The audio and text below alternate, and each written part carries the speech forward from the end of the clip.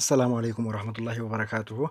أكم نجيا فيا أنس نجيان قبل الحمد لله وردتون يبدو موبايل بجلا جرتان هندي كيسانو بجا جراتان إنسان جرا الرمي أكاتا اتكودي دان جتشورا يونم نيجرتي نو هردو فجراته akkamitti beeyna akkasuma koodiidhaan mistiraa jechuudha. Koodiidhaan mistiraatiini akkamitti ifirraa ammas yoo namni xalafee jiraate yoo namni gartee nu hordofu jiraate akkamitti ofirraa balleessinaa akkamitti argina akkasuma silkiidhaan keenyas akkamitti ilaalan akka jedhuun hanga 5-6 takka jechuudha. Iccitiidhaan koodiidhaan iccitii jechuudha. Kan moobaayilaa keessaa murteessoo tokkoon isin agarsiisaa hanga abbaa 5-6 takka jechuudha. Samsung Android jechuudha. Warroonni Android fayyadamtanidha. iPhone miti. Android qofarratti ammoo silkiidhaan gariin jechuudha. Samsung mataate yookiin Android mataate tan fudhanne jiraachuu dandeessi jechuudha. Silkiidhaan biraandiin isii dhuguma Samsung originaalaa yoo tahin jechuudha. Yoo biraandiin isii originaalaa ta'uu baatte koodiidhaan kana fudhachuu dhabuu dandeessi jechuudha. Kanaafuu hundi keessanuu takka takkatti laaltanii ammumarraa addaan baafachuu dandeessanii jechuudha. Isa kana godhuudhaafi waa'ee tokko isin fayyada. Fakkeenyaaf namoonni hedduun koodiidhaan namoonni nu hordofutti jiranii waan nutti dawwalamu nama san biratti illee ni bu'a. Akkasuma nu waraabanii waan akkasii namoonni hedduun shakkitanii jechuudha. Waan akkanaa kanneen jechuudha addaan baafachuun ni danda'ama jechuudha. Silkii keenya irratti koodiidhaan laaftumatti osoo appilikeeshina tokko illee hin dabalatin jechuudha. Inni bira ammoo maal inni warroonni Play Store error isiniin jedhu. Warri Play Storein error jedhee isin rakkisee jechuudha. Sanis akkamitti ofirraa qulqulleessitan akkatti Play Store keessan sirreeffattan illee koodii maaliin isin agarsiisaa jechuudha. Warri Play Storein error jedhee isin rakkisee jechuudha. Jalqabame akkamitti fakkeenyaaf bilbilli keenya hidhamuu yookiin namarratti akka bu'aa jiru akkamitti beeyna isa jedhuudhaa fi laaftumatti silkii markaa qabnu kanarraa jechuudha. Urjii ni tuqna achi booda masalaalii tuqna 60 takka 6 duwwaa takka tuqna jechuudha. 6 duwwaa takka tuqneeti achiin booda masalaalii tuqna jechuudha. Eega masalaalii tuqnee booda kunoo lakkoofsa kana ni agartan jedheeti yaada. Urjii masalaalii 6 takka masalaalii eega goonee booda ni bilbilaa jechuudha. Akkuma nama dawwaluutti dawwallaa jechuudha. Bilbilaa.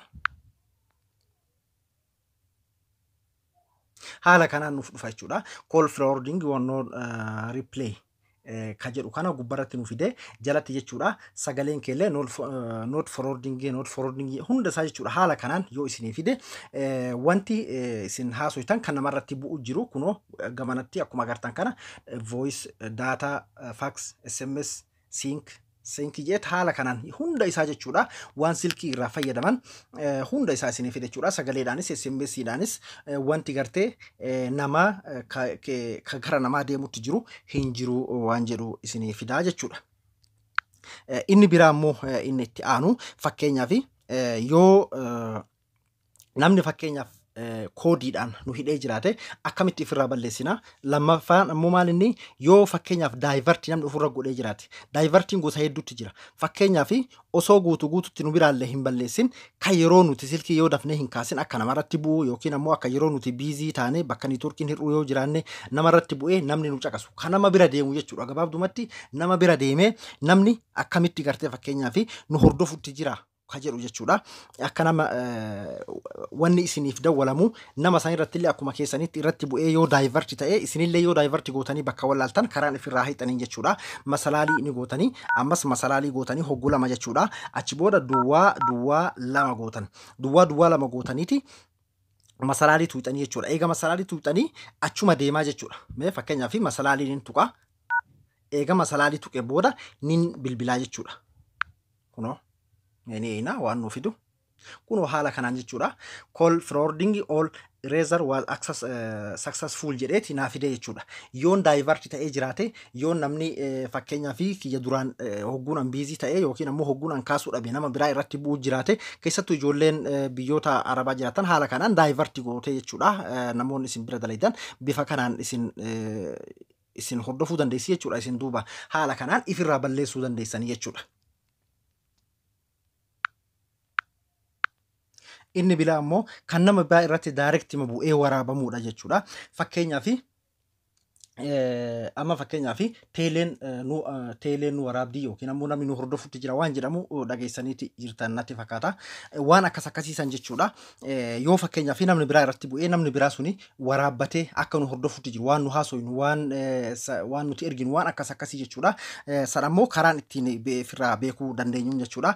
Urjii ni tuyna. Eega urjii tuyne booda masalaalii tuyna. Eega masalaalii tuyne diidamii takka jennee tuyna jechuudha. Eega diidamii takka tuyne booda masalaalii tuyna. Achi booda ni bilbilaa jechuudha. Ni bilbilaa mee fakkeenyaaf walumaan laallaa jechuudha. Kunoo haala kanaan nuuf dhufaa jechuudha. Eega haala kanaan nuuf dhufee wanni takka illee hin jiru kunoo call forwarding jedheeti haala kanaan unconditional jedheeti naaf fide jechuudha. Isin ki not forward jedheeti naaf fide jechuudha. Yoo tarii ammoo fakkeenyaaf amma keessan yoo lakkoofsa akka fakkeenyaaf mee isin agarsiisa. Waan akkanaa kana yoo isinii fide fakkeenyaaf amma kun ka biyya keessaati jechuudha. Ida'uu 2-5 takka jedheeti lakkoofsa gabaabaa akkanaa yoo isinitti fide kuni kan teeleeti jechuudha. Ifa isiniif sagalee fakkeenyaaf teeleen takka takka haala kanaan kan isinii fiduu danda'utu jira jechuudha. Yoo haala kanaan isinii fide lakkoofsa namaa irraa adda ta'e yoo isinii fide teeleedha jechuun teelee biyya nuti jirruuti homaa rakkoon qabu jechuudha.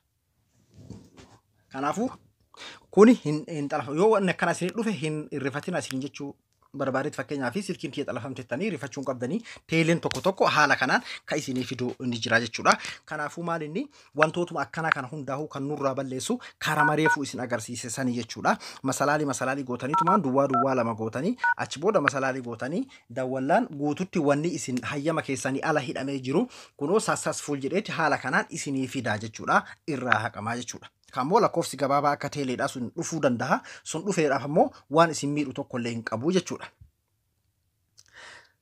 Inni biraa immoo inni itti aanu maal inni fakkeenyaaf kapilee istoorii isiniin jedheetiin jira.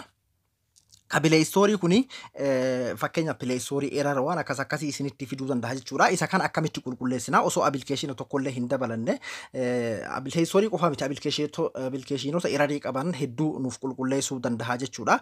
Isa kana karaan qulqulleessinuun urjii masalaalii eega urjii masalaalii goonee booda sagal gooneeti achiin booda duwwaa goona jechuudha. San booda masalaalii. Akkan jedhu kun ifaami irra isinii deebi'a. Kun amma hogguu gattuu akka kalee fuunan eegu waan taateef urjii masalaalii sagal duwwaadha. Amma yoo masalaalii tuqee achi dhaqaa jechuudha. Bilbiluu nuun eegu masalaalii tuqnaan achuma nu geessa jechuudha. Mee fakkeenyaaf kunoo masalaalii tuqee haala kanaan naaf dhufa jechuudha. Amma isin kanniin keessaa wantoota biraa yeroo biraatiin isin agarsiisa kan abilikeeshina fakkeenyaaf waan akka erarii pileestoorii isin diduu irraa ka qulqulleeffatanii jechuudha. Dilleet daambistaat taasisan jechuudha. Ta'u lammaffaa irra jirtu tana irratti tuuxanii isii irratti yeroo tuuxan haala kanaan isiniif dhufa.